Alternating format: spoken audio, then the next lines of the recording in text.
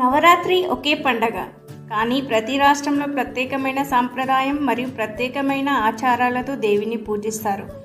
గుజరాత్లో garba dance with మరియు డోల్ బీట్పై రాత్రంతా సెలబ్రేట్ చేస్తారు. కానీ బెంగాల్లో దుర్గమ్మను ఉమాగా తన నలుగురు పిల్లలతో ఇంటికి స్వాగతించి పండల్స్ మరియు ఉల్లుళ్ళు సౌండ్స్తో దేవిని ఆరాధిస్తారు. అలాగే తమిళనాడులో గోలు బొమ్మలుగా, కేరళలో చిన్నపిల్లలకి విద్యారంభం మరియు సరస్వతి దేవి పూజ ఈ రాష్ట్రంలో ప్రత్యేకంగా చేస్తారు. ఏపీ మరియు తెలంగాణలో బ్రతుకమ్మ పండగ 9 రోజులు చేస్తారు. హిమాచల్ ప్రదేశ్లో కుల్లు దసరాగా, కర్ణాటకలో మైసూర్ దసరాగా, మైసూర్ ప్యాలెస్ మొత్తం ఫుల్ ఆఫ్ లైట్స్తో వెలిగిస్తారు. చాలా నార్త్ ఇండియన్ ప్రాంతాలలో వాళ్ళ సొంత కూతుళ్ళని సాక్షాత్తు జగన్మాత స్వరూపంగా భావించి కుమారి పూజ చేస్తారు. ఈ 9 రాత్రులు ప్రతి రాష్ట్రంలో వేరే వేరే పద్ధతులతో దేవిని పూజిస్తారు. కానీ ఆ శక్తి ఒకటే, అదే దుర్గమ్మ. జై దుర్గమ్మ.